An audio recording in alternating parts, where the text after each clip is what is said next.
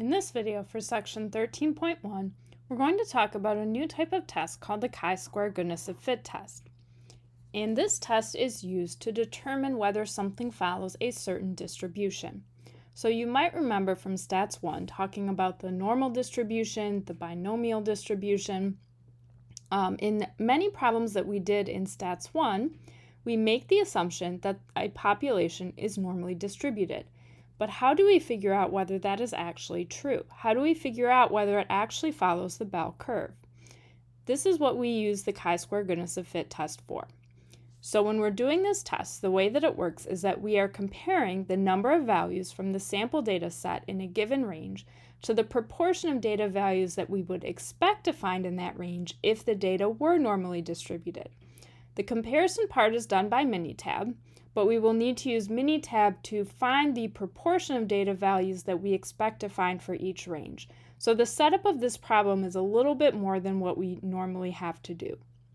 We have to create a table with the following headings: classes, which are the ranges of data values, the observed frequency for each class, which is the number of data values in each class, and the normal distribution probability for each class, which we will calculate using Minitab. So here's our problem that we're going to be doing. We have a company that makes wood moldings, door frames, and window frames, and they use a saw to automatically cut boards. The manufacturer of the saw claims that the differences from target are normally distributed with a mean of 0 inches and a standard deviation of 0.01 inch. We're going to use the chi-square goodness of fit test to test this claim with an alpha of 0.01. So we're going to start with our null and alternative hypotheses, of course. This one is a little bit different because this time our null hypothesis actually is the claim, because remember that we want the null hypothesis to be the equality and the alternative to be the inequality. So our null hypothesis is that the data are normally distributed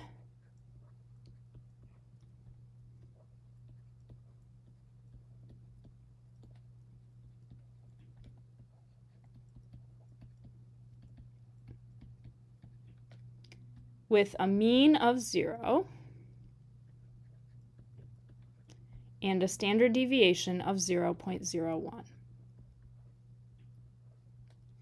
Our alternative hypothesis is that the data are not normally distributed, with the mean of 0 and standard deviation of 0.01. So we're basically saying the same thing as the null hypothesis, but adding the word not.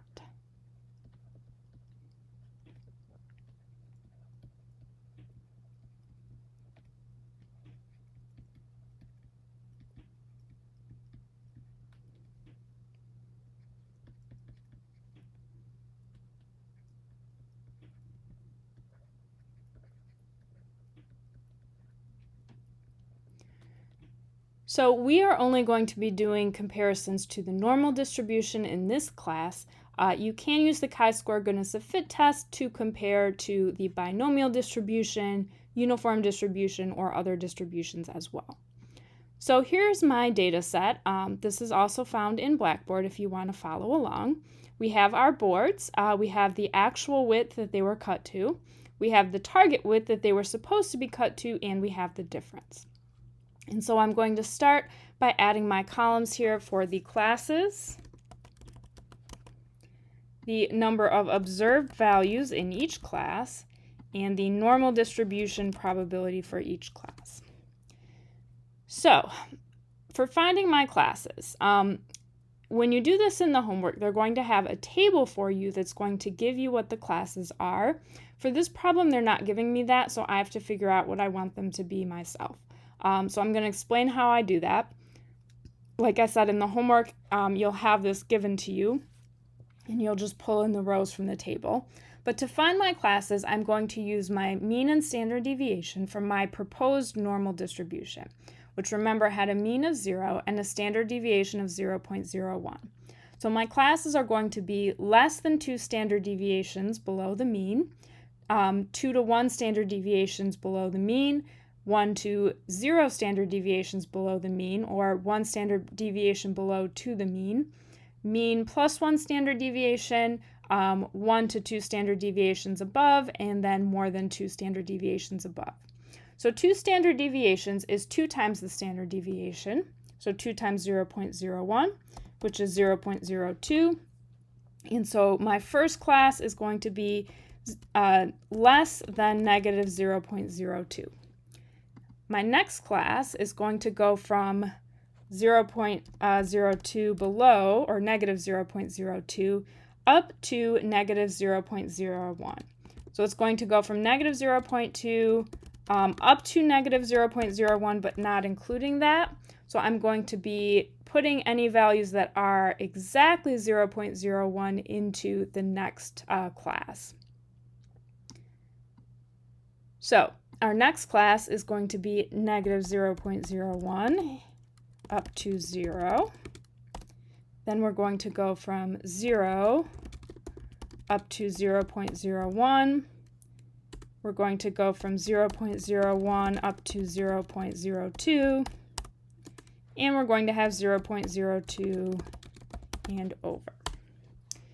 So my next step is to count how many of these differences fall into each of these categories. Now, if I have to do this by hand, it's going to take me a long time because I have 300 data values in my data set. So I'm going to use Minitab to make this a little bit easier for myself.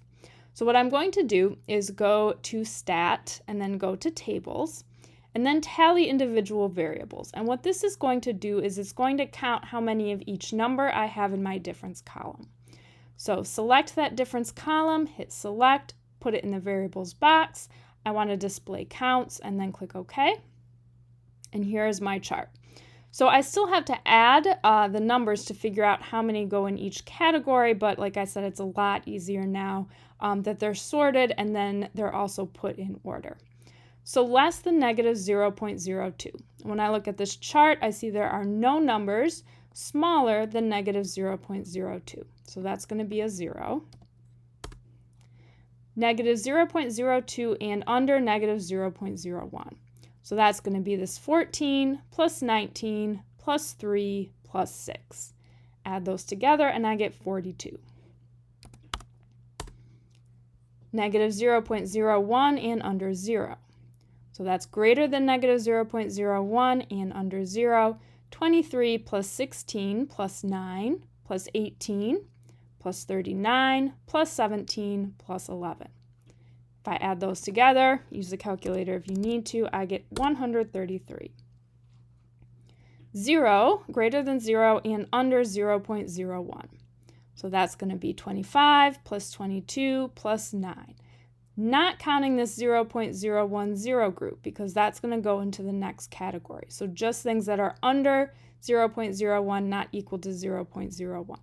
So 25 plus 22 plus 9, that's going to give me 56. And then in my next category, I'm counting 19 plus 16 plus 9 plus 6 plus 16. Add those together and you get 66. And finally, 0.02 and over. So that's these 3 that are 0.026. And so that's going to be a 3.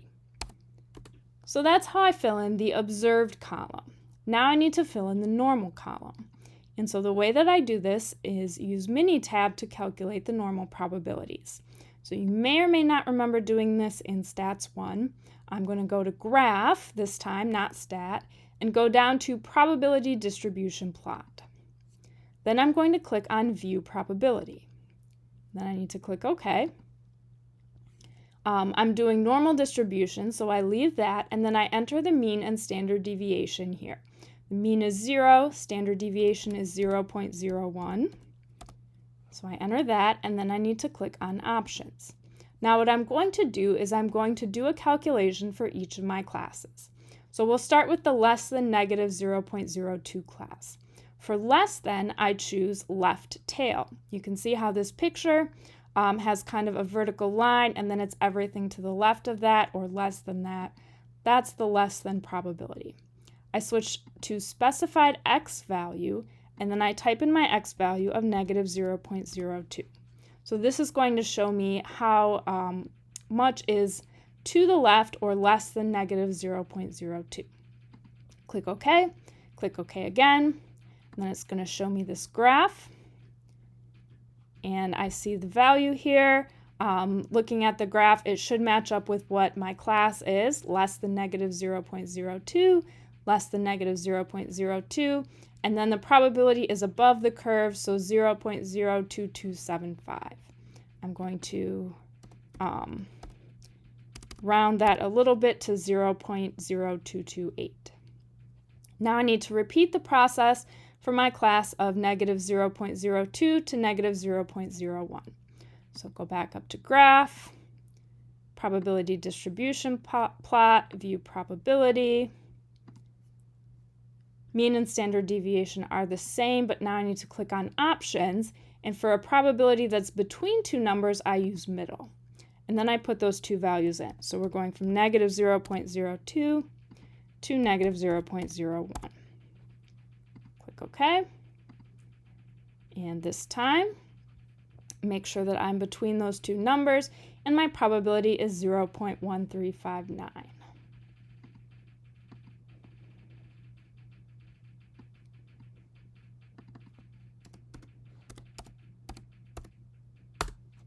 Okay, now we're going to do the next one, which is negative 0.0120.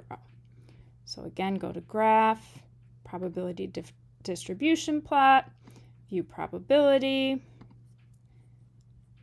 click on options, middle, and now we're going from negative 0.0120.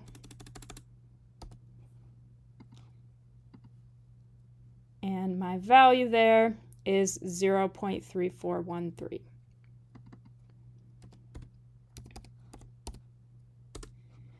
Now for the rest of these, you can continue and calculate them the same way that I just did.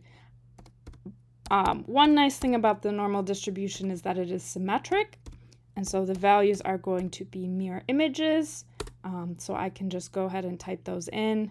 But like I said, if you want to verify them on Minitab, you are welcome to.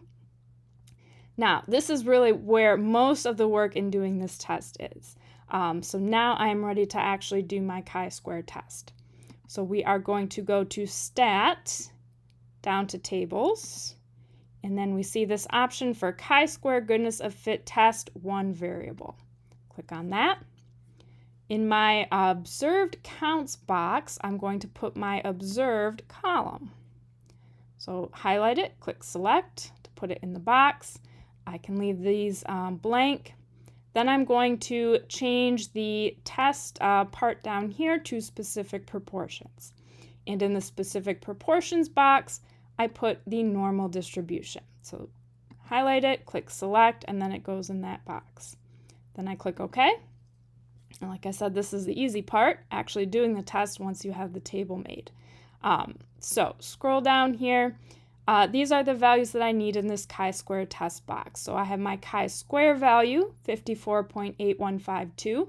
I'm going to need to put that into my lab, and then my p-value, which of course I use to determine whether I reject or fail to reject the null hypothesis. So let me write those down here. For the chi-square, you sometimes see a symbol, which I will write, kind of looks like a fancy X. So this is the symbol for chi-square. Like I said, you'll probably see that in the homework. So that just is asking for that value from the table, which like we found is 54. Bring it back up here. 54.8152.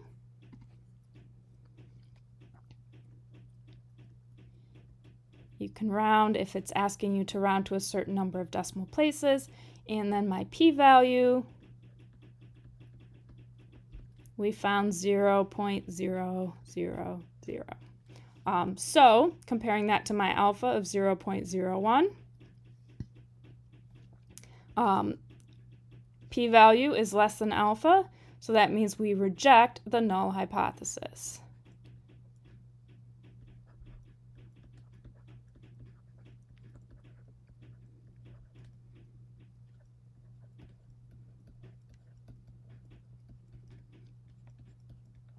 And rejecting the null hypothesis means that we have evidence for the alternative.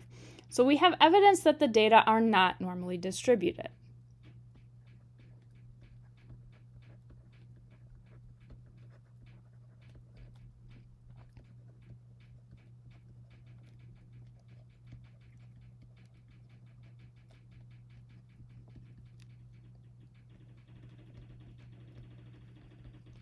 Or at least not normally distributed with a mean of 0 and standard deviation of 0.01.